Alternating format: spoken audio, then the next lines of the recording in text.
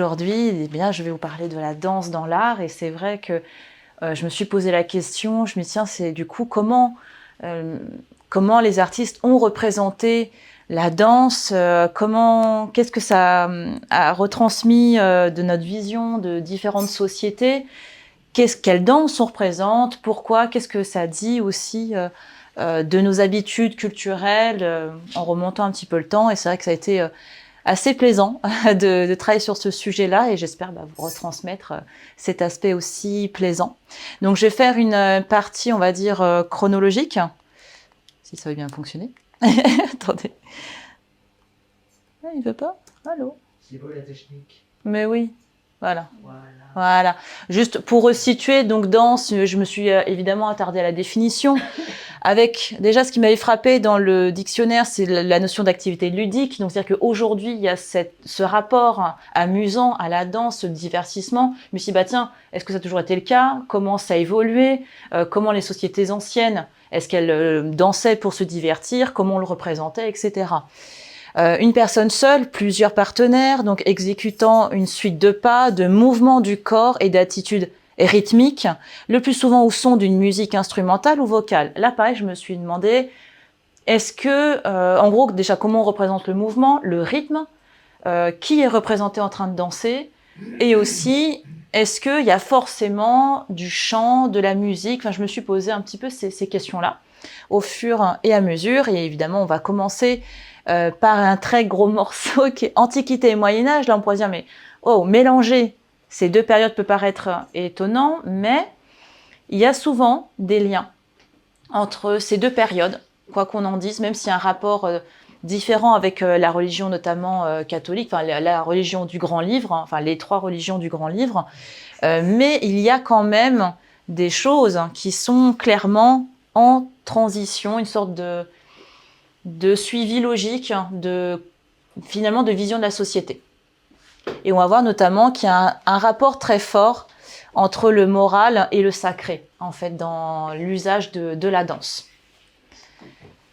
Donc déjà, dans l'Antiquité, pour vraiment, on commence par, on va dire, mon image, bon tant pis, comment on dansait, pourquoi déjà, dans l'Antiquité, là, on a une grande chance, c'est que les représentations sont nombreuses. On a beaucoup de représentations de la danse. Donc, qu'est-ce que ça nous dit? Ça va nous donner donc des représentations de la manière dont on dansait, même si, attention, il y a un risque, c'est celui de l'interprétation. C'est en gros, on va se dire, tiens, lui, il danse comme ça, donc on dansait comme ça à l'époque. Ah, mais non, peut-être, il faut faire attention, il faut peut-être regarder par rapport aux textes antiques, et il y a une certaine dissonance d'ailleurs entre les deux. Ces textes, est-ce qu'ils sont universels? Est-ce qu'ils touchent vraiment toutes les couches de population? Parce qu'il y a des gens qui dansent, mais est-ce que tout le monde, en gros, est-ce qu'on a étudié, est-ce qu'on a retransmis les pas de danse de tout le monde, ou est-ce qu'il y a une certaine classe sociale qui a été, on va dire, décrite par les textes? Quand vous dites antique, c'est alors, en Antiquité, ça va être vraiment cette période où l'écriture est créée, donc Proche-Orient, l'Antiquité égyptienne, le monde gréco-romain, et jusqu'à... en Europe, par exemple sur le territoire français, on a notamment ce qu'on pourrait appeler les peuples qui mélangent le peuple gaulois, les Avennes, les Éduennes, enfin vraiment les Francs, etc.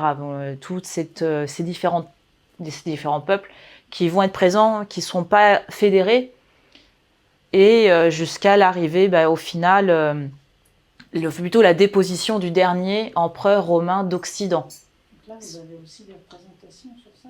Oui, on a des représentations sur ça. Par contre, je vérifierai tout de suite après si les autres images, si c'est que cette image-là, je vais laisser comme ça, mais si c'est j'ai pris de secours mon PowerPoint autrement.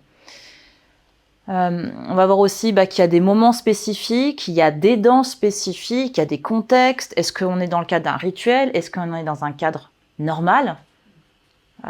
Est-ce qu'on est festif ou voilà?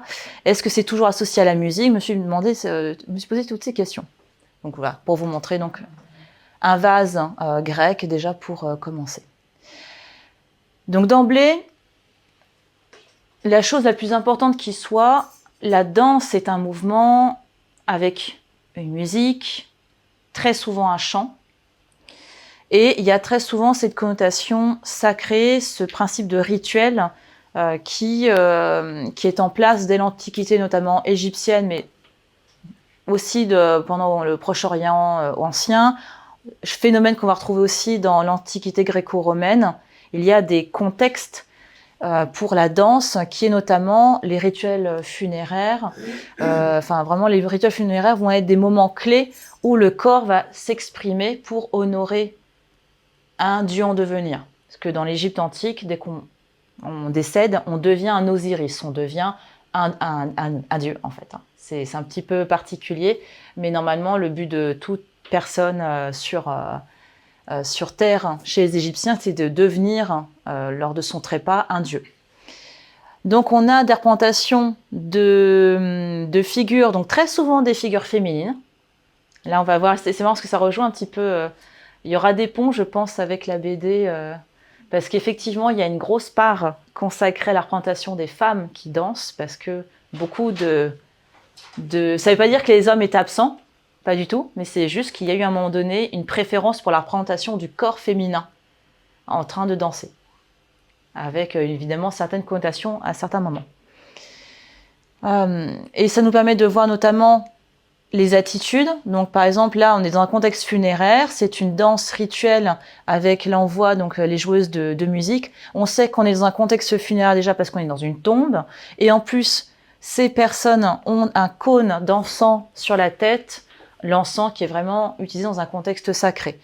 Et là donc en Égypte antique, on fait de la musique, on chante, on danse pour les dieux.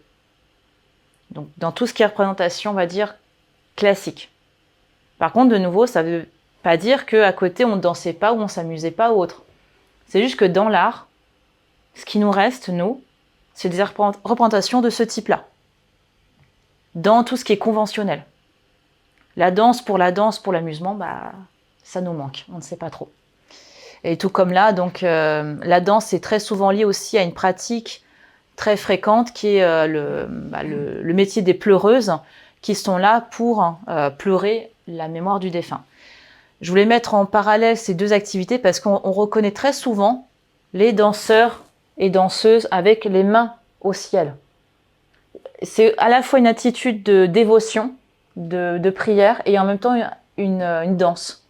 Donc dans l'art, quand on voit des personnes qui sont statiques, levant les bras au ciel, on sait qu'on est plutôt dans l'attitude de dévotion. Par contre, dès qu'on sent qu'il y a un mouvement dans le corps, et là notamment, là c'est assez mouvementé, enfin on voit là on voit le mouvement, on sent que là on est vraiment dans une danse. Parce que normalement l'art égyptien, vous savez, c'est très, très conventionnel. Rien que là, vous voyez, on a des personnages de face, ce qui peut paraître étonnant. Mais justement, dans certains cadres, on a ces mouvements qui montrent justement la torsion du corps. On a également là dans le monde gréco-romain, après je refais un tout petit clin d'œil après à l'Égypte, mais globalement voilà, l'Égypte, on est sur de la convention, du rite religieux, rite funéraire, le plus conventionnel qui soit. Dans le monde gréco-romain, c'est beaucoup plus varié. On a énormément de représentations de la danse sur les céramiques.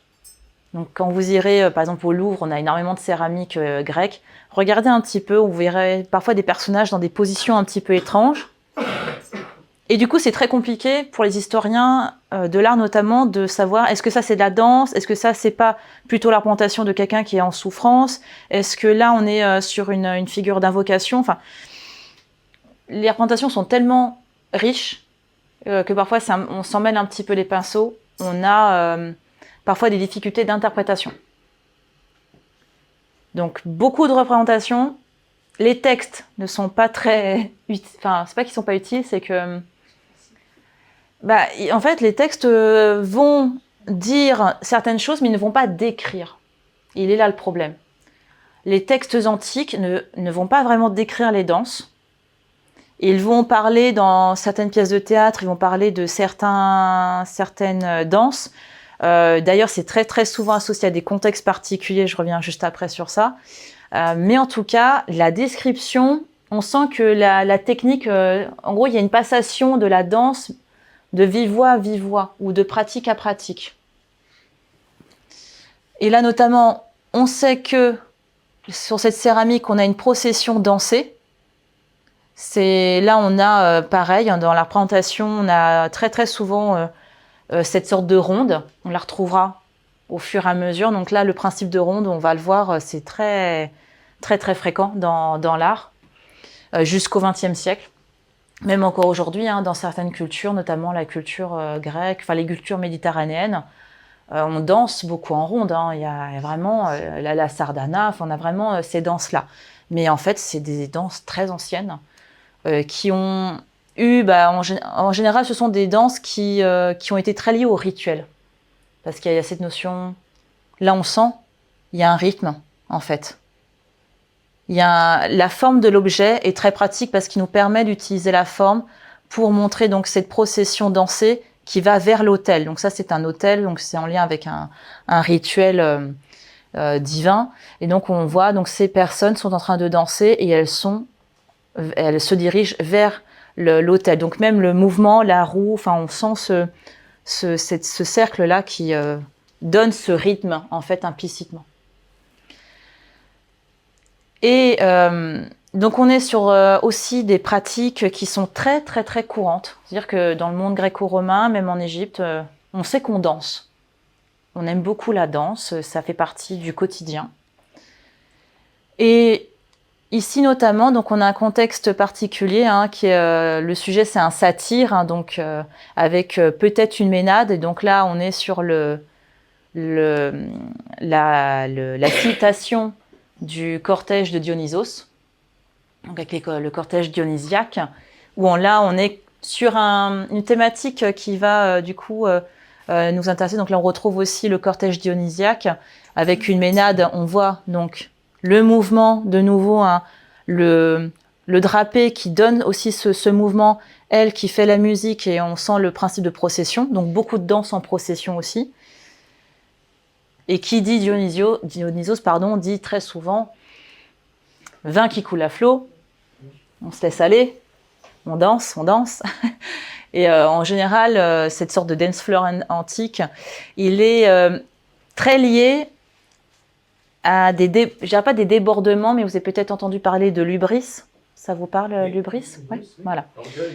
Tout à fait, la deux-mesures, tout à fait en grec. Et donc du coup, on va avoir le côté, la danse est un rituel avec une procession, quelque chose de rythmé, d'équilibré. Et le contexte un peu plus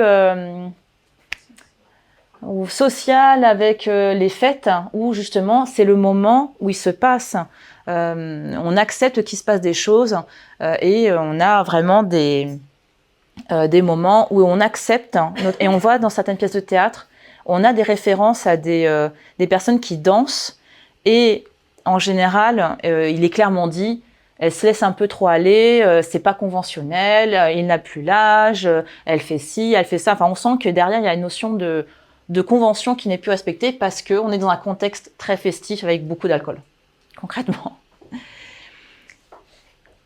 Et d'un point de vue tenue aussi, je trouvais que là, on est dans la Villa des Mystères à Pompéi, et on a la représentation d'une danseuse dans la Villa des Mystères, qui d'ailleurs porte son nom en lien avec les mystères dionysiaques.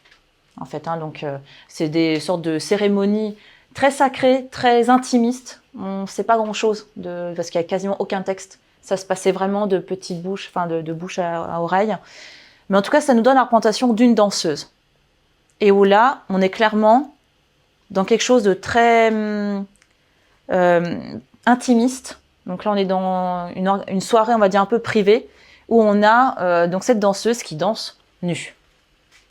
Donc ça veut dire que l'habillement, apparemment, il n'y a pas forcément des tenues spécifiques à la danse, quoi. Ça peut être pour les danses processionnelles où on est habillé avec tout ce qu'il faut, mais on peut accepter tout à fait les danses nues dans le contexte plus privé. D'où les métiers qui sont en lien avec ça. Je vous ai parlé des pleureuses. Nous avons aussi un métier qui, en gros, c'est féminin, c'est un métier féminin, l'orchestrice. Donc orchestrice, en plus orchestra, enfin on retrouve un peu tout ce rapport avec la musique. L'orchestrice, en fait, c'est une danseuse payée. Elle est payée pour danser dans les banquets. Alors pareil, les textes sont assez... il y a de tout, en fait. Hein. Donc on va dire que l'orchestrice se rapproche très souvent de l'étaïr. Donc l'étaïr, dans le monde grec ancien, on va dire que c'est la prostituée. En fonction après de son schéma social, ça peut être... donc l'étaïr est un peu plus élevé socialement que la pornée. Donc déjà, le terme pornée, ça fait penser à la pornographie, hein, c'est pas anodin. Et l'orchestrice, on va dire que c'est un entre-deux. C'est-à-dire qu'elle est là pour la danse, mais potentiellement, elle peut aussi être là pour satisfaire des plaisirs sexuels, clairement. Ça dépend d'elle, en fait. Hein. Il y a quand même une certaine liberté de choix, on va dire, de carrière là-dedans. On sait aussi que l'orchestrice, les étaïrs, enfin vraiment, ce sont des métiers qui se transmettent de mère en fille. Enfin, en gros, il y a une passation vis-à-vis de ça. Et en gros, elles apprennent le mouvement entre elles. Donc c'est pour ça qu'on n'a pas beaucoup de textes sur ça. C'est une passation orale. C'est une transmission du savoir-faire de mère à fille. Et là, donc, on voit notamment, on en a une ici. Elle est en train de danser. On a là le joueur de musique. Là, on a les invités du banquet qui sont assis. Donc c'est pour ça qu'il faut toujours... on se fait toujours des torticolis à regarder les céramiques grecques. Et donc là, une serveuse. Donc on a vraiment le banquet de base qui est représenté là. L'orchestrice ici, avec là cet homme qui tend la main. Et en général, la main tendue, c'est signe de plaisir, de désir même. Enfin, on sent ce rapport... cette tentation, donc pour vous dire qu'il y a une ambivalence forcément.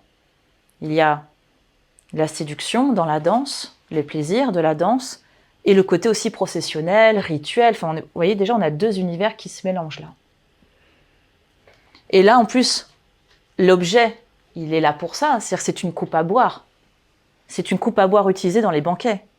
Donc, c'est-à-dire que c'est une coupe à vin qui elle-même représente une scène de banquet avec potentiellement l'objet du désir qui est dans la coupe et peut-être aussi en train de s'exécuter devant eux. Enfin, en gros, c'est pour ça que j'aimais bien le rapport avec la BD, mais on a ce rapport de l'objet, de la femme objet, là pour le plaisir, et qui est sur l'objet en lui-même, qui va être, en plus le vin, qui va potentiellement être... source de, on va dire, d'hubris, pour faire simple. Hein. Parce que clairement, les banquets gréco-romains, c'était des moments où on se permettait de plein de choses. Donc, c'était vraiment très, très libre. C'était des cadres spécifiques, mais où la liberté était vraiment sans limite. Hein. Et dans le monde romain, très compliqué. Très compliqué, quasiment aucune scène de danse. Enfin, très, très, très peu. Beaucoup de textes, mais pas de représentation vraiment, enfin très très peu de représentation.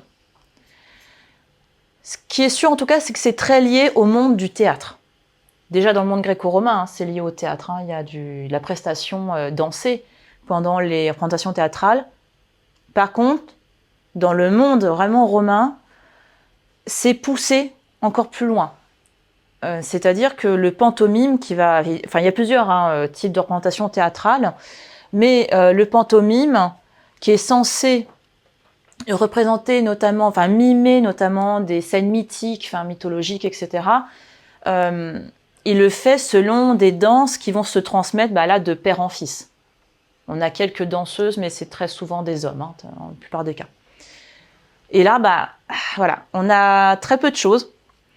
On a des textes qui nous parlent de, notamment, vous avez une confrérie qui s'appelle les Saliens, des prêtres qui protègent les 12 boucliers de Rome. Et donc, en fait, il y a une procession, je crois que c'est tous les ans, mais bon, là, je ne sais plus trop, mais en gros, qui porte en procession les boucliers. Et la procession, elle est faite à base de sauts. Donc, il y a vraiment cette notion de rythme, de saut et de chant, donc de danse au final. D'ailleurs, c'est tellement... on sait que c'était voyez un petit peu les All Blacks quand ils font leur danse. C'est un peu la même parce qu'ils prévenaient, attention, vous êtes en train de casser les ponts. Enfin, il y avait vraiment des textes qui disaient attention, parce qu'ils étaient... c'était apparemment quelque chose d'assez bruyant, d'assez, on va dire, enveloppant comme prestation. Donc c'est pour ça que dans le monde romain, la danse est à la fois cet outil pour permettre aux personnes, notamment le peuple, de s'amuser. Vous savez, hein, du pain et des jeux. Il y a toujours cette notion de... Il faut laisser le peuple s'amuser parce que tant qu'il s'amuse, il ne se révolte pas. Voilà. Allez, amusez-vous, ça va bien. Et en même temps, la danse a cet aspect rythmé qui plaît énormément à l'univers des soldats. Donc c'est pour ça que je reprends l'exemple des Saliens. C'est pas anodin parce que la notion de rythme et notion de rigueur, hein, donc chez les Romains, il y a vraiment ce rapport au militaire. D'ailleurs, dans certains textes en lien avec la guerre, les tambours, la danse, la manière de bouger, il y a un déplacement militaire. Donc on enseigne la danse aussi pour ça. Mais du coup, pas de représentation. Vous voyez, c'est ça. C'est que là, on est sur du technique, de la rigueur morale. Et du coup, qui dit rigueur morale, on va peut-être pas représenter les citoyens en train de festoyer, voilà, s'amuser un petit peu. On va plutôt représenter, donc là, c'est pour ça que je vous ai mis ce relief qui est au Louvre, donc des danseuses borghaises, où on a du mouvement, donc une certaine fluidité du corps, parce que le monde romain aime l'aspect, on va dire, réaliste de la représentation, mais on est quand même sur quelque chose de rythmé. D'ailleurs, même derrière, hein, les pilastres, là, ça fait un rythme, un équilibre qui est spécifiquement romain. Hein. Enfin, on aime la rigueur, une sorte de droiture dans la représentation. Même s'il y a des volontés de montrer un autre type de rythme en mettant les têtes de certaines manières, mais en tout cas, il faut que ce soit quand même carré, on va dire. Hein. Romain, quoi. Mais cette danse, reste ambiguë. Pour ça, là, je vous ai mis... de nouveau, je vous ai dit que je mettrai un exemple égyptien, parce qu'il y a l'art conventionnel égyptien, et il y a l'art que je trouve merveilleux, qui est celui des ostrakas. Donc les ostrakas, ce sont des petits morceaux de céramique qui servent de déchets, en fait. C'est-à-dire que c'est des céramiques cassées, mais ce sont comme des feuilles de brouillon pour les artistes. Comme le papyrus coûte beaucoup trop cher, eux, pour s'entraîner, ils dessinent sur des morceaux de céramique cassés. Et là, les artistes égyptiens, c'est là où vous tapez Ostraka sur Google, vous verrez, ils se font plaisir. Hein.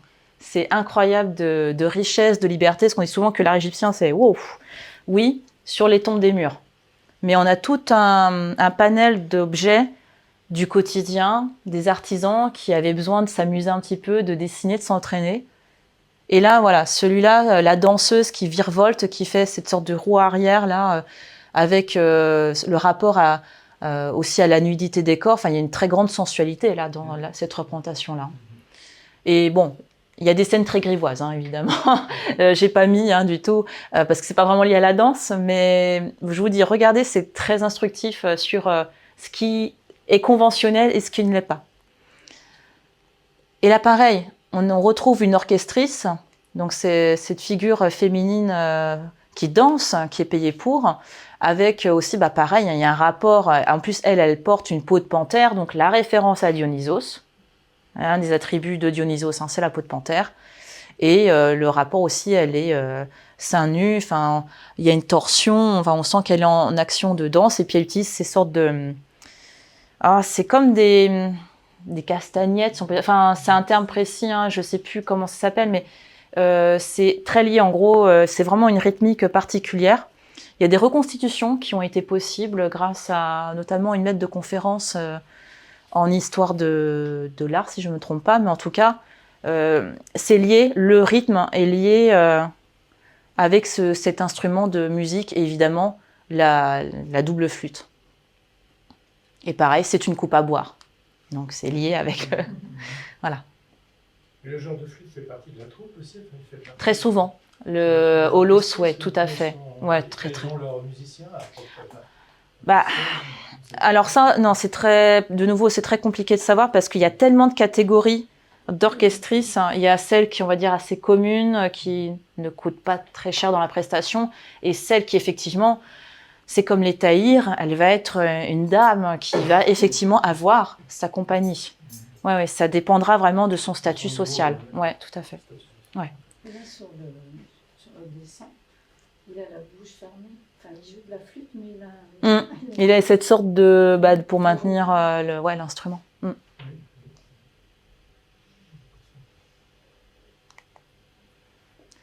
Et c'est pour ça que je vous disais plutôt, donc Moyen-Âge, la continuité, en questionnement, parce que il y a beaucoup de danses au Moyen-Âge, beaucoup les types de danses, on a les noms, par contre, on n'a aucune description. Très compliqué. C'est très compliqué de nouveau pour nous de savoir quelle danse correspond à quoi. Celle qui correspond à la basse-cour, basse plus loin quoi. Ça fait penser forcément à basse-cour, hein, je me demande si c'est pas lié d'ailleurs. Mais globalement, c'est très compliqué parce que les textes ne décrivent pas. En fait, pour eux, il n'y a pas besoin d'écrire sur les danses. Il n'y a pas besoin de définir la technicité de la méthode de danse. Ça viendra plus tard. Là, pour l'instant, même la musique, hein, pour savoir, pour tout ce qui est le lien entre danse et musique, c'est très compliqué. On a quelques textes qui montrent justement le rapport, le rythme avec les pas, mais on n'a pas de représentation qui va avec. Donc, c'est pour ça qu'on est vraiment sur du reste, on ne sait pas trop. Par contre, quelques représentations nous permettent de voir que, de nouveau, hein, la ronde, cette sorte de danse, qu'il s'agisse de procession dans certains cas ou de fêtes villageoises beaucoup plus libres, persiste parce qu'il y a cette notion de rythme. Très souvent, ce sont les danseurs qui chantent. Au Moyen-Âge, on constate que la musique n'est pas toujours présente. Ça va plutôt être les chants, justement, qui vont guider ça, et le rythme des pas, parce que ça donne une musique, hein, quand même. Hein. Donc là, rien que là, avec cette enluminure du 15e, qui permet de voir un petit peu ça, le fait que hommes et femmes dansent, aussi. Il y a quand même, petit à petit, qui est conservé par rapport à l'Empire romain, donc cette notion de moralité, c'est-à-dire que vraiment les danses très bruyantes, etc. Donc bon, c'est pas pour la cour. Là notamment, c'est là s'il n'y avait pas les joueurs de musique, on pourrait pas savoir qu'il s'agit d'une danse là. On pourrait juste dire c'est l'entrée solennelle du roi, de la cour, etc. Et en fait non, c'est la fameuse basse cour. Avec, j'aime beaucoup ce détail de l'homme qui marche voilà. Voilà, je trouve que c'est très très intéressant. On dirait un bouffon, peut-être, c'est pas un pitre. Vu le vêtement, non. Non, mais il se distingue un peu des autres. Un petit plaisantin ou un petit... Ah ouais, on sent un peu le... je sais pas. Les artistes du Moyen-Âge sont très... Ils aiment bien le détail humoristique. Parce que ça, voilà, oui. Ils aiment beaucoup ça, donc... ouais, tout à fait. Donc voilà, là on sait que c'est pas une entrée solennelle, c'est vraiment cette représentation de la basse-cour avec la musique. Donc vraiment quelque chose de très lent, très en rythme et en couple. Là, ça se danse à deux.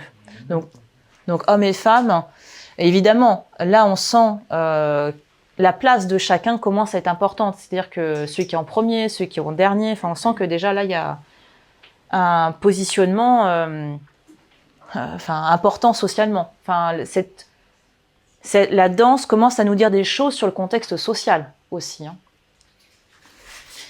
De nouveau, là, un contexte, on va dire, un peu plus, on va dire, sérieux. On a donc dans le roman de la Rose donc des représentations de danse qui montrent vraiment cet aspect solennel de la ronde entre nobles.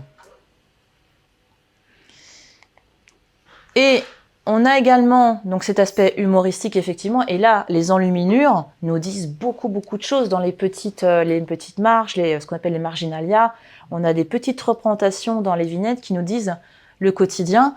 Notamment, donc là, vous avez donc cette femme qui est en train de jouer une sorte, comme une viole, en fait, cette sorte de violon un peu ancien, avec ce chien qui est en train de faire une pirouette. Et donc là, ce danseur qui fait une sorte d'élan comme ça, on sent que potentiellement il va peut-être faire une pirouette, s'élancer. On a des figures aussi de danseurs les uns sur les autres, sur les épaules. Enfin, là, il y a aussi cet aspect, on va dire, technicité qui est mis en avant. Très souvent, là, ce sont des hommes qui sont représentés. Parce que notamment, la pose, les contorsions du corps, c'est très souvent la figure masculine qui est représentée. J'ai vu je me rappelle même pas si j'ai vu une femme pour vous dire, mais en tout cas, la femme, elle va plutôt être dans la musique, et là, en général, c'est l'homme. Et j'aimais beaucoup cette représentation-là, parce que ça me fait penser à Staying Alive dans les Bee Gees. Je trouve qu'il y a ce côté... il y a vraiment cette sorte d'extension du corps, comme s'il voulait s'envoler. Ouais, je trouve ça... on trouve le côté sinueux, beaucoup moins statique que là. Voilà. Rien que 2 images nous montrent, on va dire, 2 ambiances un petit peu différentes sur la volonté de montrer une prouesse technique. Parce que là, en général, c'est les personnes qui font ça, ce sont les équipes de troubadours, de ménestrels. On est vraiment sur de l'amusement, du divertissement, comme les orchestristes qui étaient payés pour danser. On est vraiment sur une professionnalisation de la danse. Et un sujet aussi qui est très...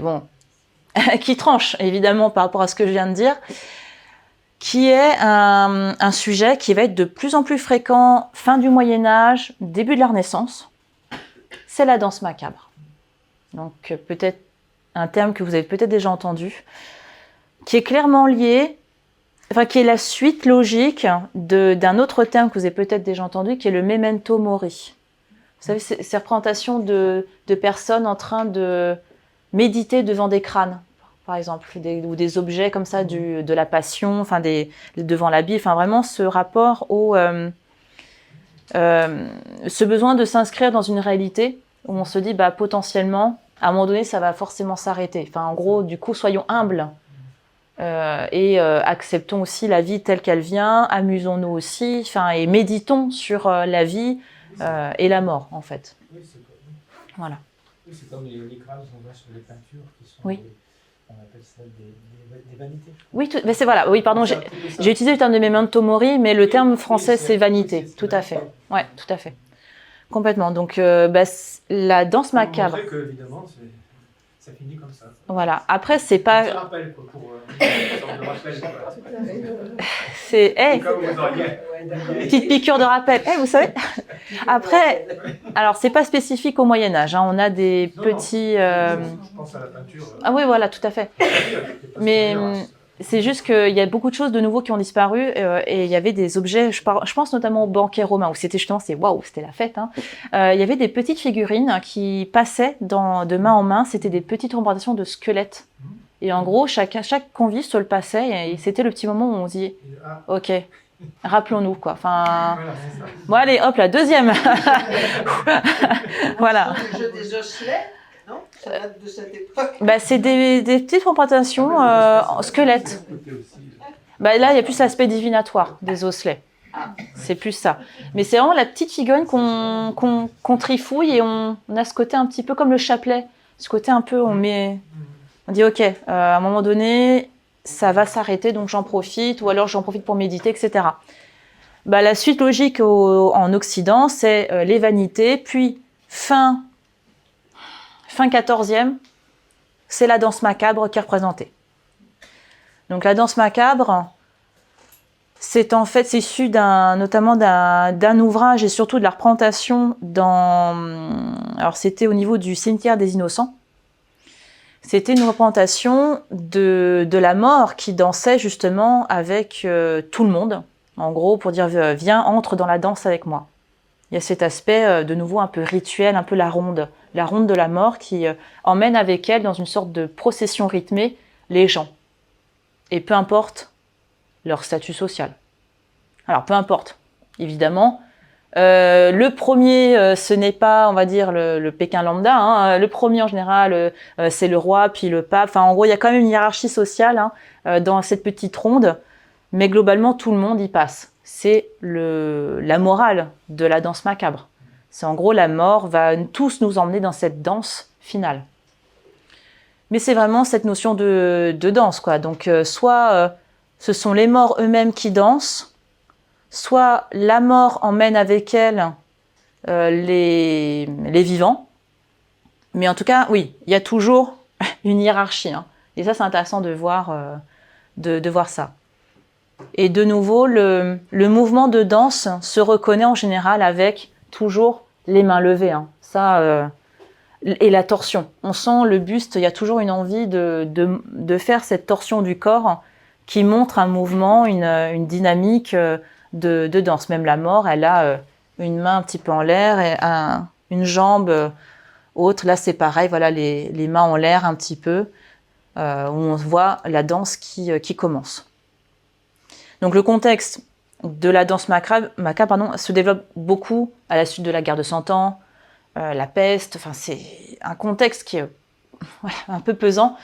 Donc de la même manière que vous avez le culte vis-à-vis de la Vierge Marie qui se développe énormément à ce moment-là, parce qu'elle a ce côté, la figure maternelle protectrice qui est rassurante, vous avez de l'autre côté ces représentations qui peuvent nous paraître anxiogènes, peut-être, mais qui avaient donc pour fonction de nous rappeler de profiter de cette vie et en même temps d'adopter une attitude humble parce qu'à un moment donné, on va être entraîné par cette mort.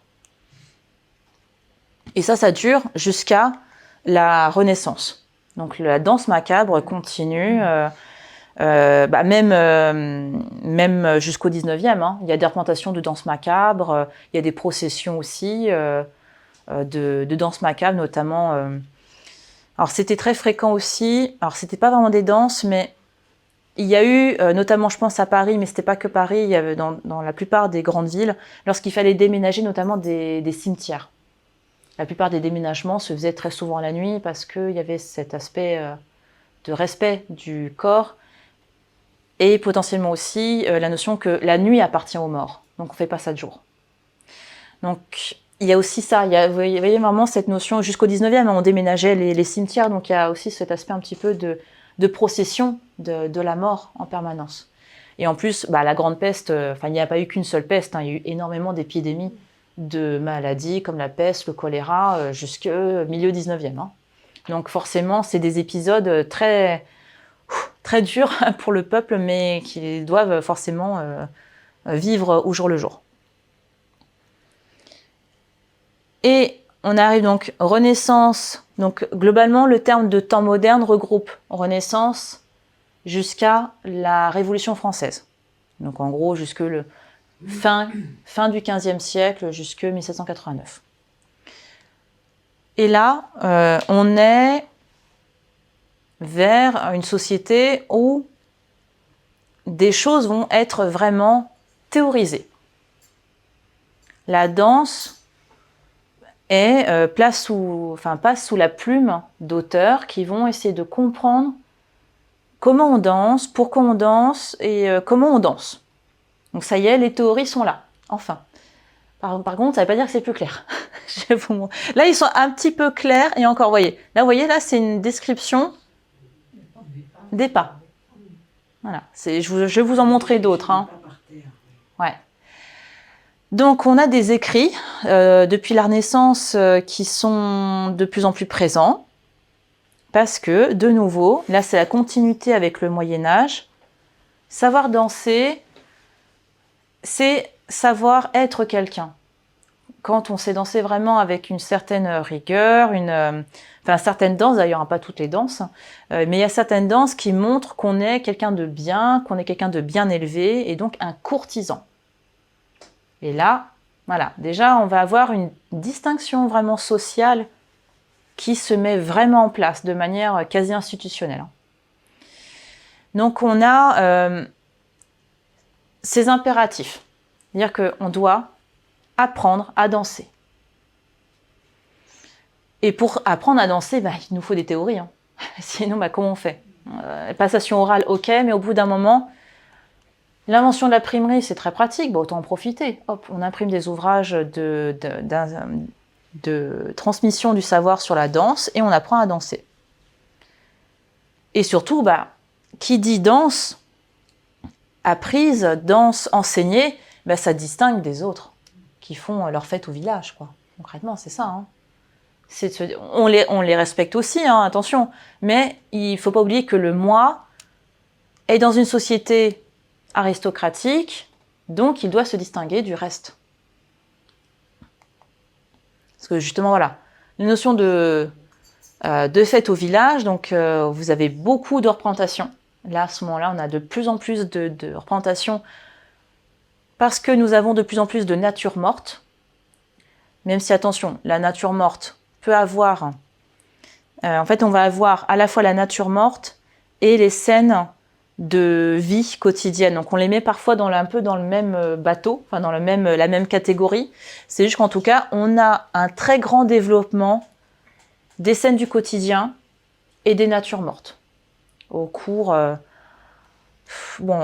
tout ce qui est pays de l'Est, hein, on va dire du 16e, mais 17e, on va avoir énormément de ce type de tableaux. Hein. C'est très fréquent, ça plaît beaucoup. Donc si ça plaît beaucoup aux clients, les peintres en font beaucoup, par extension. Et là, donc, ce qu'on voit notamment dans les représentations de fêtes au village, c'est que de nouveau, donc là c'est plus derrière, en gros, là on a un ensemble de choses. On voit, là c'est une image globale de ces moments. C'est-à-dire que ce n'est pas la danse typique du villageois, c'est plutôt un moment qui est représenté. Donc un moment, une fête au village, et il y a beaucoup de fêtes.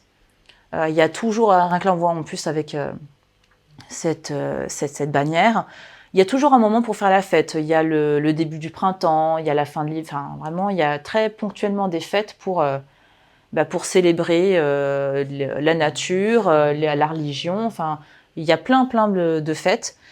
Et c'est là où on voit l'alcool coule à flot, on s'amuse, on s'embrasse, on danse, voilà, il y a vraiment cet aspect convivial, le convivial du collectif qui est mis en avant. Et finalement, peu importe, la danse, elle est un petit peu elle fait partie du tout, en fait, hein, c'est pas des représentations de danse toute seule. Pareil, hein, d'autres représentations comme Tiepolo, donc pour le côté un peu plus italien, on va dire. On voit le peuple qui se mélange avec, là notamment, différentes catégories de la population. Pour dire, là pareil, hein, différentes catégories sociales qui se mélangent. Pour dire que, de nouveau, il n'y a pas de mépris vis-à-vis des élites sur cette population qui danse. C'est juste qu'elle doit s'en distinguer avec une manière de faire théorisée. Parce que notamment, je pense à Louis XIV dans ses écrits, dans ses mémoires, et d'autres disaient que Louis XIV était le premier à être présent dans les fêtes de village. Enfin, pas toutes, hein. Il avait évidemment d'autres choses à faire, mais globalement, pour lui, ça faisait partie de ses missions de roi parce que c'était montrer une forme de reconnaissance et de partage du plaisir avec le peuple. Et le peuple aimant danser, c'est sa fonction de roi d'être là. Aussi, ah oui, de paternalisme. Mais bien sûr, ah oui, complètement. Le roi près du peuple, enfin bon. Voilà, complètement. Le roi près du peuple, ouais. Voilà, mais ça n'empêche pas quand même que... Bon. Ah oui, il y avait une distance, il dansait pas avec eux. Hein. Non. Il faut nuancer tout ça quand même. Tout à fait, non, bien sûr. Ouais. Ah oui, il y a un fossé, bien sûr. C'est juste que lui, il a de ses missions, voilà, de reconnaissance, tout à fait, de ce que le public faisait. Et la danse, en plus, Louis XIV est un roi qui adore la danse. Vraiment, on a... pour ça, j'en parle un petit peu après, mais il est un très grand admirateur de la danse. Donc, pour ça qu'en plus, quitte à choisir soit le théâtre populaire, soit La danse populaire, forcément, il choisit la danse parce qu'il adore ça. Et ces fastes profanes, donc là, c'est des peintures un peu sombres, et là, c'est une tapisserie, donc c'est très fourmillant de détails. Là, c'est assez compliqué. Oui, là, c'est une tapisserie. Vous avez donc un contexte. Ah oui, non, mais il y a énormément de détails, c'est assez compliqué. On voit derrière, donc on devine Catherine de Médicis derrière. Ici, les musiciens, la cour tout autour. Ici, ça doit être... Est-ce que c'est Charles... Ouais, je suis pas sûre. Je ne vais pas dire de bêtises. Donc, le souverain, soit celui qui va être couronné, enfin bon, en tout cas, voilà. Ça, c'est un de ses fils, c'est sûr. Et au centre, un moment de danse. Ça se voit que c'est de la danse parce qu'il se tourne le dos. Enfin, en gros, il n'y a pas cette notion de procession. Il y a vraiment cette notion de... On sent qu'il y a un... tout à fait. Ouais, on sent qu'il y a... Voilà. Et la danse est un... je pense que les ambassadeurs, ils sont là. Parce que là, c'est la réception des ambassadeurs. La danse est aussi un moment pour montrer, évidemment, qui on est, l'élite, etc. Pendant des fêtes que sont notamment les entrées triomphales. Donc, entrées triomphales qui sont des fêtes qui étaient organisées dans... Que ce soit, en gros, si on était à Versailles, à Fontainebleau. En gros, pour célébrer l'arrivée d'ambassadeurs, la naissance d'un enfant, un mariage ou autre. En gros, toute la ville était décorée, il y avait la fête partout. Et c'était aussi le moment pour l'élite de se montrer en train de danser. Et là, c'est pareil. Donc, c'est un détail. Le tableau, il est plus grand, mais c'est pour montrer vraiment... l'œil est tout de suite capté par ce détail du couple royal de la cour des Valois. C'est Henri II qui est représenté ici, justement. Et voilà mes fameuses théories de la danse. On dirait les calligrammes d'Apollinaire, je trouve. Vous avez 2 ouvrages donc, qui expliquent la danse. Mais vous voyez, voilà, l'homme 2 pas du côté gauche, 2 pas en avant et en effaçant, voilà. Et j'ai trouvé ça très beau, cette représentation graphique de la danse, en fait. J'ai vu ça, je me suis dit, waouh. Oui, ouais, c'est le menuet en bas. Mais oui, mais justement, je me suis posé la question, là, tout à l'heure, quand vous avez commencé à parler de ça. Molière, oui. Il a un maître dans le bourgeois gentilhomme. Un maître à danser. Oui, un maître à danser. Un maître à danser. Donc ça, c'est 1700 quelque chose, c'est pas au Moyen-Âge. Au Moyen-Âge, non, tout à fait. Non, tout à fait. Mais là, justement, on est sorti, on est vraiment dans cette époque temps moderne, Renaissance, puis 17e, 18e siècle. Oui, tout à fait. Non, au Moyen-Âge, il n'y a pas de théorie de la danse. Il n'y en a pas du tout. Non. Mais là, oui, on a les textes et c'est vrai que c'est très beau. Rien que là, on sent aussi le mouvement, le pas qui dirige. Enfin, c'est beau parce que si on n'avait pas expliqué ce que c'était, on se dirait mais qu'est-ce que c'est que ces pictogrammes? Qu'est-ce que c'est que ce... Les barbelés. Ah ouais. Ouais, je trouve un côté un peu caldaire, mais posé à plat. Voilà, donc bon. Alors bon, voilà, c'est pas du tout là pour le coup, c'est pas de l'histoire de l'art. Là, c'est moi. J'ai eu envie de vous montrer ça parce que j'ai trouvé ça très beau visuellement, cette représentation graphique de la danse en fait. Un autre, voilà. Là, c'est un des rares ouvrages avec la figure. Voilà, je me détache, je fais la promenade en tournant sur ma gauche. Donc une description et une illustration. Donc là, c'est royal. On a une illustration et chaque. Ouais. Je reviens à elle en me donnant la main. Ouais, là. Voilà, donc on a de plus en plus de textes, ça se diffuse de plus en plus. En plus, les danses, comme pour la mode, il y a des danses à la française, il y a des danses en fonction des régions. Enfin, il y a à la fois les danses, on va dire, nationales, mais il y a aussi les danses régionales. Donc on va avoir vraiment ces mélanges qui vont se diffuser dans toute l'Europe, en fait. Grâce aux ouvrages, notamment.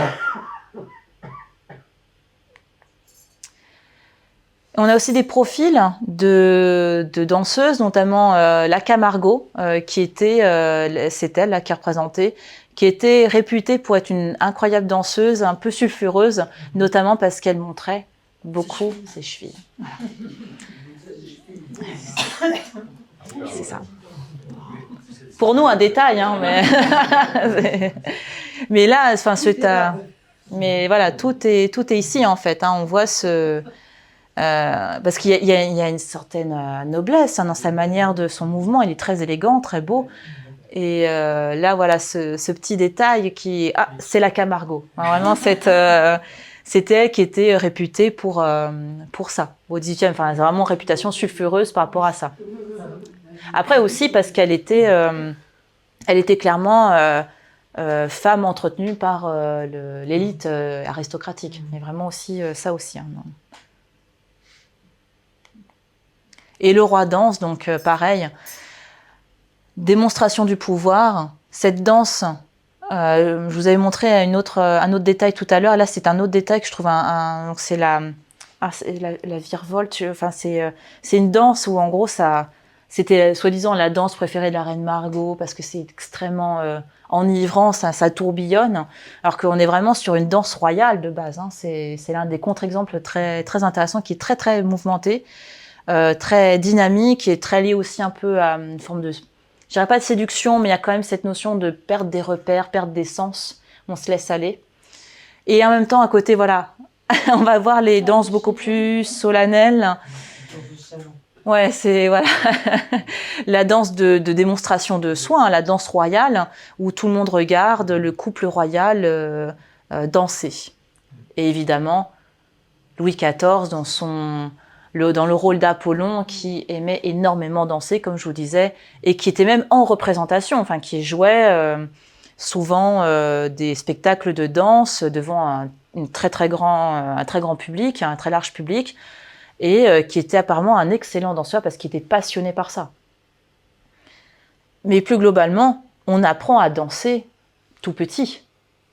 On apprend à danser de la même manière qu'on apprend à manier les armes, parce que dans l'escrime, il y a aussi cette notion de... Enfin, je parle de l'escrime aujourd'hui, mais les maîtres d'armes et les maîtres de danse, c'était la même dynamique d'apprendre le maintien, la rigueur, et on danse, enfin, on apprend vraiment... c'est lié, cette moralité, elle est liée à ça.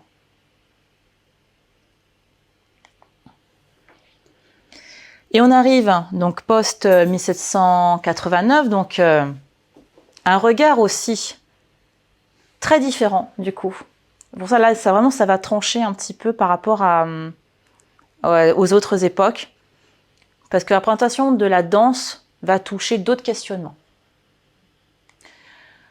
On va avoir cette évolution de la société qui va être très intrigante pour les artistes, qui vont clairement se positionner par rapport à ça, notamment les impressionnistes. Les impressionnistes adorent représenter la chose sociale, c'est le quotidien, les personnes qui travaillent, les personnes qui se forment. Par exemple, l'orchestre de Degas, si vous vous souvenez un petit peu, ce n'est même pas la scène qui est représentée, c'est le chef d'orchestre. Degas, pour ça, je vous ai mis le peintre du monde de la danse, c'est Degas. C'est vraiment... il a énormément représenté l'univers de la danse. Et c'est clairement tributaire d'une évolution de la société et des technologies. Là, on n'est plus spécifiquement dans la théorie de la danse, dans le rapport très moral, on est plutôt à comment la société bouge, comment elle danse, quel est son environnement. Et on a beaucoup d'œuvres, en fait. Beaucoup d'œuvres qui nous montrent cette vision du quotidien, de nouveau Degas, voilà, avec ses nombreuses représentations de la danse. Aussi Renoir, j'aime beaucoup ce pendant que vous avez au musée d'Orsay. Donc vous avez la danse à la campagne et la danse à la ville qui elle-même nous montre deux visions un peu différentes. Le tournoiement qui fait virevolter le chapeau, le sourire de cette danseuse, et là ce côté un peu plus...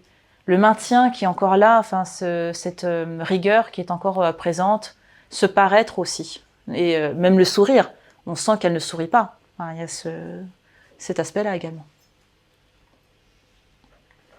Degas à la danse, de nouveau, Pareil, musée d'Orsay, hein, vous avez la petite... Que je mette un petit peu de sculpture quand même, parce que c'est vrai que le monde de la danse peut être complexe à représenter en sculpture, parce que qui dit mouvement de la danse dit fragilité pour une pièce. Donc c'est pas toujours simple de représenter la danse dans la sculpture. Hein. Donc Degas avec cette petite fille de 14 ans qui est représentée dans son mouvement. Autre mouvement ici, enfin vraiment de nouveau, hein, l'école de danse, les jeunes danseuses est un sujet qui... là aussi, hein, ce petit détail adorable en fait des jeunes filles qui descendent l'escalier, qui se préparent, qui s'étirent, qui s'échauffent. Enfin, l'arrière en fait, l'arrière de la scène. C'est ça qui va intéresser Degas plus que la représentation en elle-même. Pareil, je ne pourrais pas parler de danse sans parler de tout, qui on va dire l'autre pendant de Degas. Il y avait aussi un côté social, parce qu'il y avait tous Oui. les vieux messieurs qui venaient voir aussi les petites danseuses, etc. Enfin, c'était particulier. Oui, je suis d'accord avec vous. Ouais. Oui, un univers qui montre de nouveau. Pour, parce qu'elles n'étaient pas, beaucoup étaient d'un milieu populaire. Ah oui. Leur mère était contente qu'elle soit là et qu'elle trouve un protecteur. C'est ça, même si au niveau de l'âge, bon, ça fait poser certaines questions. Mais ça, c'est une époque, malheureusement. Mais oui, tout à fait. Mais c'est pour ça, ce rapport avec la... Sur les Degas, ça se voit d'ailleurs souvent. Ah oui. Il y a des messieurs, on voit ces messieurs. Là, je sais. Là, non, mais là, ouais. Qui viennent voir les petites danseuses. Oui, complètement. Et il y a aussi cet aspect, de nouveau par rapport à la BD, il y a la BD que le rapport très objet de la femme, objet de séduction. Et là, on retrouve un petit peu... Là, il y a un mélange entre prouesse technique, les danseuses qui sont capables de faire des mouvements spectaculaires, et du coup, c'est transformé en courbe esthétique. Aussi parce que Lautrec était très, très marqué par l'art japonais, donc il y a cette description du corps qui est tributaire hein, de ça.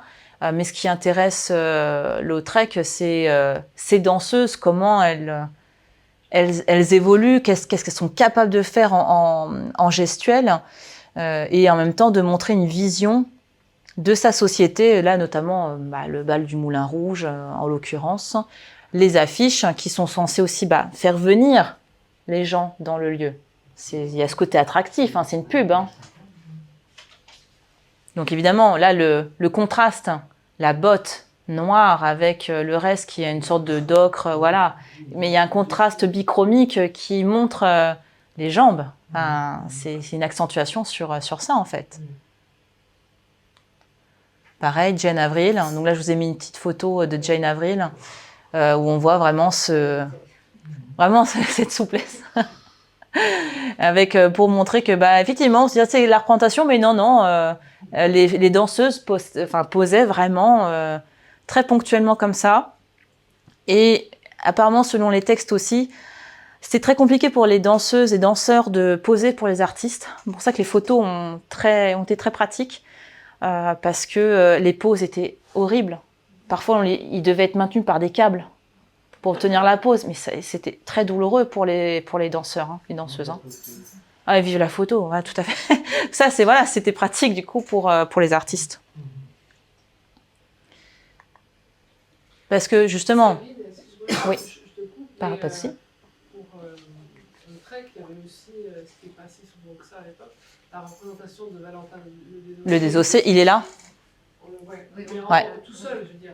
Oui. Il a été représenté souvent tout seul. Ouais. Et un homme tout seul dansant. C'est rare. Donc là, c'est quand même rare. Ouais. Et ces toiles sont très... Enfin, ces toiles, les dessins sont très... C'est vrai. Ouais. Alors, en général, ça va plutôt être les chanteurs et chanteuses sont souvent représentés seuls, mais c'est vrai que chez Lautrec, il y a les deux. Enfin, même que ce soit la Goulue ou d'autres, ils sont très souvent tout seuls. Là, c'est la troupe de Mademoiselle Églantine, donc c'est un groupe. Mais Jane Avril et effectivement Valentin le Désossé qu'on retrouve ici, la Goulue, tout ça. Enfin, ils sont très très souvent tout seuls. Hein. Il y a effectivement parce qu'il y a cette notion de mistinguette, etc. Enfin, il y a cette notion de star en fait. Enfin, on sait que ce sont ces personnes qui font venir le public parce qu'on veut voir leur prouesse. C'est que des troupes, c'est des individus eux-mêmes. Enfin, c'est Oui, eux qui font ouais. la boule, évidemment, ne parlons pas, mais effectivement, Ouais. c'est eux qui font- En plus, avec le développement de la photo, enfin, les photos se passaient un peu sous le manteau. Il y avait cette notion de fan. Enfin, il y avait, oui, tout à fait. Ça, les affiches qui étaient même le cas de, par exemple, Sarah Bernard. Enfin, là, on sort de la danse, mais la star arrive là. Enfin, la notion de star, on est fan de certaines personnes. Les cartes postales, les photos, ça se diffuse de manière incroyable. Donc, il y a l'aspect technique pour les poses et il y a aussi l'aspect pour les fans, évidemment. Ouais, tout à fait.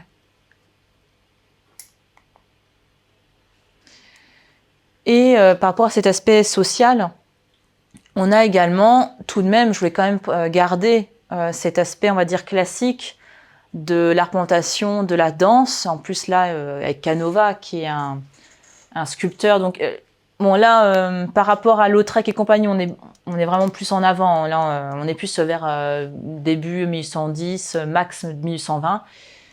On a un art de l'élite parce que ces figures ont été très, très reproduites. Donc, Canova, quand il fait ses sculptures sur la danse, elles sont éditées parce que ça plaît énormément. On en trouve à tout format, petit, plus grand format. Donc, c'est pour dire que il y a, c'est plus celle-là qui d'ailleurs va être la plus diffusée, alors qu'elle est assez. Bon, il y a un léger mouvement. Enfin, on sent il y a un léger geste comme ça vers l'avant, mais celle-là, elle est beaucoup plus expressive dans la gestuelle. Et là, c'est notamment, elles sont assez grandes. Hein, ces deux statues, elles sont au musée des Beaux-Arts du Canada. Mais en tout cas, on avait toute une reproduction en petit format de ces sculptures qui étaient justement pour une certaine élite. Donc, ça pour dire qu'on a ce qu'on voit dans la rue et chez soi, dans certains foyers, où on est sur une conception classique, finalement, de la danse encore. Donc, une normée, classique, gréco-romaine. Canova, là-dessus, culture très classique. Enfin, c'est un sculpteur néoclassique. Et un peintre, bon là c'est un autre, mais globalement si vous voulez voir un peu la vie parisienne, je vous conseille Jean Béraud. C'est merveilleux ce qu'il a peint. Il n'est pas très connu comme peintre, mais il a peint le quotidien des élites et des gens plus modestes. Et on dirait de la photographie, un reportage photographique. Hein. C'est merveilleux, surtout qu'en plus il y a un travail de la lumière. Enfin, pour ça là, ça vous paraît très très sombre. Vous avez là donc là tous les messieurs qui sont tranquillement en train de fumer, en papoter, pendant que derrière il y a la convention qui se passe, le bal. Enfin, scène de bal, mais le bal est derrière. Donc là, en fait, les 2/3, enfin quasiment 4/5 du tableau, c'est l'arrière-boutique, en fait, si on peut dire ça comme ça, qui se passe. Où on sent qu'il y a toujours quelque chose qui se passe. Il y a des décisions, un tel va épouser un tel, enfin on sent que c'est des moments clés.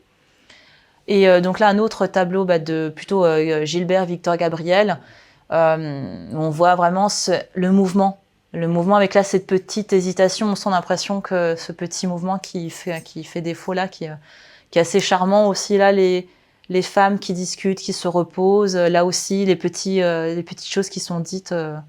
Enfin, c'est ça, ces artistes-là vont montrer ça en fait. Et pareil, voilà, Jean Béraud. Cette œuvre, elle est au Petit Palais, si je ne me trompe pas. J'ai un doute. En tout cas, elle est à Paris, c'est sûr. Au Petit Palais, hein, c'est ça. Donc, un tableau magnifique qui montre de Jean Béraud vraiment cette scène de bal avec là cette robe incroyable qui est le centre de notre regard, qui montre justement une scène de bal, mais avant tout une monstration de soi, de sa toilette, de qui on est, de tout ce qui fait le moi, en fait, qui se montre. Là, pareil, donc un peu plus, une vision sociale plus, on va dire, publique, grand public, avec les guinguettes aussi, hein, beaucoup d'œuvres sur les guinguettes.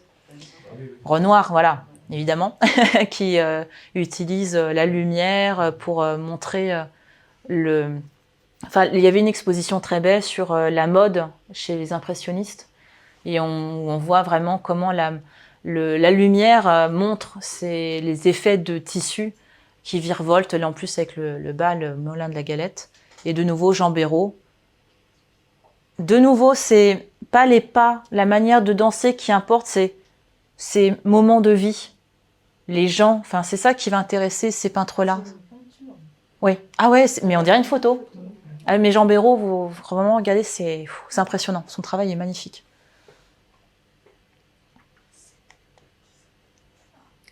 Et les artistes, au fur et à mesure, vont aussi s'intéresser à la danse pour son potentiel esthétique et aussi d'écrire des mouvements. Le fauvisme, notamment, avec Derain, Matisse. On voit, c'est vraiment une succession de courbes, de couleurs qui vont exprimer des choses. Là, on est clairement, c'est la référence à la sardana, donc cette fameuse danse en rond, mais qui va leur permettre, eux, d'exprimer leur courant de la même manière que les artistes cubistes et futuristes. Pour vraiment aller au plus simple, donc les futuristes vont mettre en avant la nouveauté, la technologie sur une sorte de piédestal. Et en gros, la danse va être très, très analysée par notamment Severini. Severini, c'est un peintre futuriste qui va énormément représenter la danse, qui va essayer de décortiquer les mouvements pour essayer de diviser le mouvement, un peu comme les peintres cubistes. Sauf que lui, en plus, il est très intéressé par la représentation du rythme, mais de la musique. Comment on représente la lumière, le rythme avec des angles, des lignes fortes qui vont s'entrechoquer. Donc là, l'idée étant de représenter le mouvement, le son, la danse, en gros la totalité de la prestation dansée. Et là, pareil, la danseuse, l'attitude, on voit encore ce mouvement, cet élancement, la jambe qui part là. Voilà. Et Severini, donc là, pareil, paf. C'est un petit exemple pour vous montrer où là, c'est plutôt la représentation de la lumière artificielle qui commence un petit peu à éclairer certaines parties du visage et pas trop, et du coup, ça déforme la vision. Et alors, est-ce que... Non, du coup, ça, malheureusement, ça va pas... Voilà. Je vous conseille aussi de regarder cette séquence de Métropolis. Voilà, le rapport avec la séduction. À un moment donné, le double maléfique d'Anna, je crois qu'elle s'appelle, qui commence à danser dans cette tenue orientale, et on voit les hommes qui sont complètement fous. On retrouve cet aspect hubris, où la danse devient un moment de séduction quasiment immoral, qui montre une société, comment elle a évolué, donc aussi par rapport à la Belle Époque, les années folles. On voit que la danse, dans certains cas, est considérée parfois comme un mouvement un peu trop libre, en fait, où les corps se dénudent et tout ça. Donc c'était ce petit focus, mais malheureusement en PDF, je ne peux pas vous montrer l'image. Et pour arriver doucement vers la fin, voilà. Finalement, nous avons cette représentation chez les artistes contemporains du questionnement sur la danse comme représentation d'un schéma social. Du 19e siècle jusqu'à aujourd'hui, il y a ces problématiques de qui danse, dans quel contexte, est-ce qu'on est seulement au ballet, l'opéra, etc. ou est-ce qu'il y a une danse aussi qui mérite d'être mise en avant? Et là, Keith Haring, avec ses petits personnages, a envie de montrer qu'en fait, la scène new-yorkaise battait son plein avec énormément de danse, que c'était très festif, etc. Donc ce questionnement finalement social sur l'élite qui danse, et du coup de représenter les autres qui dansent aussi. Et là c'est pareil, malheureusement je ne pourrais pas du coup vous montrer, mais là il y a, du coup je finirai sur cette représentation-là. Vous avez, là récemment, c'était diffusé sur l'Opéra Garnier. Vous aviez JR, qui est un artiste qui a... En gros, il y avait des travaux, donc il y avait plein d'échafaudages, et il a habillé de la caverne, la caverne de Platon, voilà. Ouais, et c'était représenté. En fait, vous aviez une projection en permanence de ballet. Donc, en gros, le ballet qui sort de l'opéra pour toucher le peuple. Donc, il y avait cette notion de représentation du ballet. Et le mot d'ordre, c'était en gros que ce soit accessible à tout le monde. Donc, ça pose ces questions-là de performance, la danse qui doit être accessible à toutes et à tous. Voilà. Je vous remercie pour votre attention.